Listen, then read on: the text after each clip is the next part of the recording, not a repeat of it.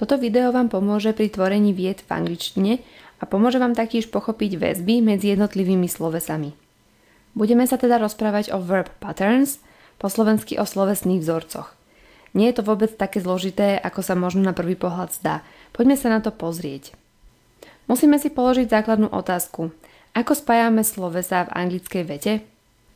Veľa ľudí si možno odpovie pocitovo, no my na tento pocit máme aj logické vysvetlenie. V angličtine spájame vety 3 možnosťami. Buď stoja slovesa priamo za sebou, čiže bez žiadneho spojenia alebo nejakej zmeny. Potom sú slovesa spojené tak, že druhé sloveso je v ingovej forme. Alebo tretia možnosť, slova spájame pomocou slova tu a pridávame potom neurčitok slovesa. Poďme sa na tieto možnosti teraz podrobnejšie pozrieť. Prvá možnosť je taká, že slovesa nasledujú priamo za sebou, bez žiadnej zmeny. Je to v tom prípade, keď je prvé sloveso modálne alebo pomocné. Ako môžete vidieť, také tie najzákladnejšie can, could, should, would, must, may, might, will, shall.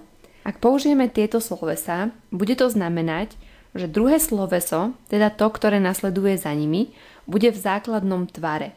Nebudeme pridávať žiadnu koncovku, sloveso nebude mať tvar ing, alebo teda po anglicky ing, ani nebude spojené pomocou to a infinitívu. Pozrieme sa na vzorovú vetu.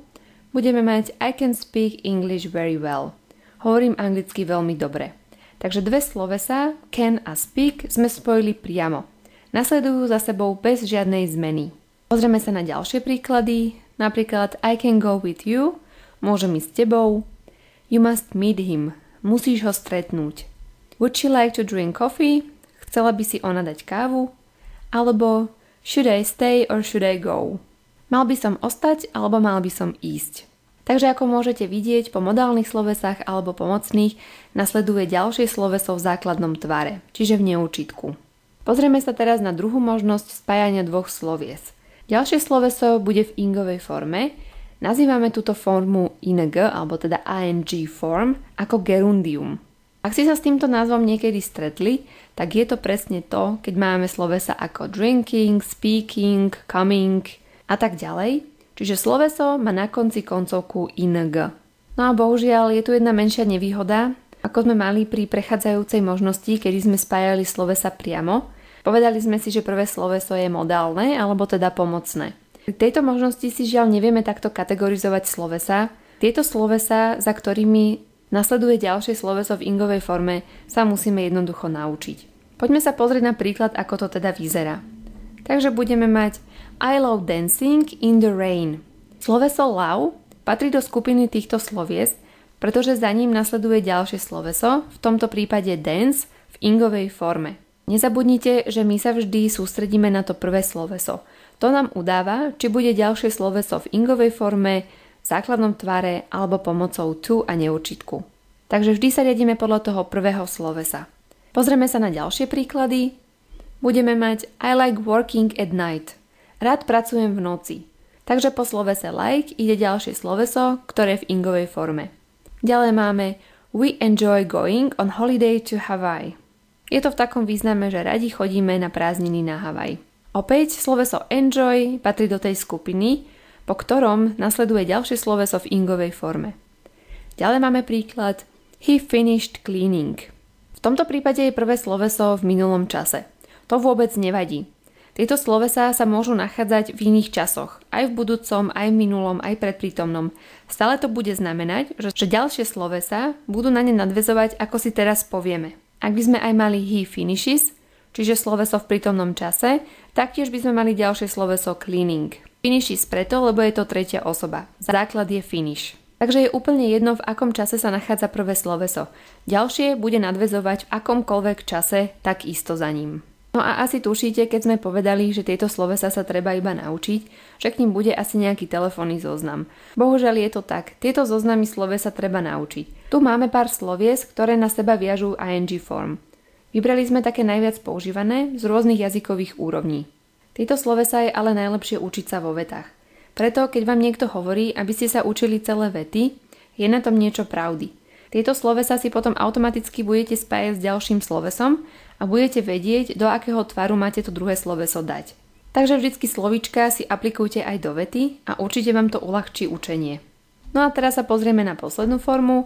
Slovesa budeme spájať pomocou to a infinitívu. Slovo to môže byť aj predložka, ale v tomto príklade je to ako súčasť infinitívu. Čo je ten infinitív? Znamená to neurčitok, čiže je to základ slovesa. Úplne tak laicky povedané, infinitív je tá forma slovesa, ktorú nájdete v slovníku. Bez žiadnej zmeny, bez žiadnej koncovky, iba holé sloveso. To je infinitív. No a máme ďalšiu skupinu slovies, za ktorými bude ďalšie sloveso nasledovať vo forme to plus infinitív. Opäť vás možno sklameme ako pri predchádzajúcej možnosti, tieto slovesa sa treba iba naučiť.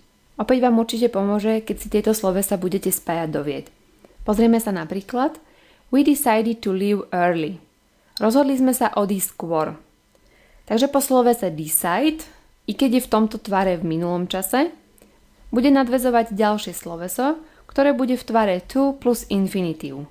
Takže nezabudnite, ako sme si povedali, prvé sloveso môže byť v hociakom čase. Ak platí, že po decide ide ďalšie sloveso, ktoré má formu to plus infinitív, je jedno, či to bude v budúcom čase, v minulom čase alebo predprítomnom čase, stále to bude mať tú istú formu. Pozrieme sa na ďalšie príklady. I want to see you. Chcem ťa vidieť. Alebo she would like to come with me. Ona by chcela prísť so mnou. Alebo you have to wait. Musíš počkať. Zámerne sme vám vybrali ale tieto príklady. Sloveso want sa aj tak za každých okolností bude spájať s ďalším slovesom pomocou to. Taktiež forma would like, ak máme ďalšie sloveso, spájame ho s to.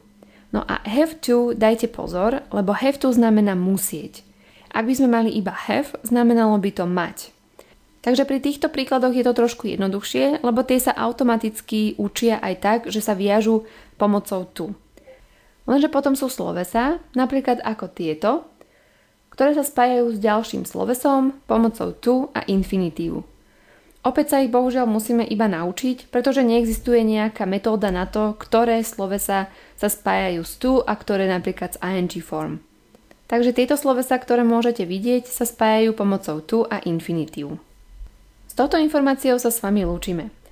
Toto sme mali také základné načrtnutie, ako môžeme spájať dve a viac slovies. Existujú aj slovesá, ktoré spájame aj pomocou to, aj pomocou ing form.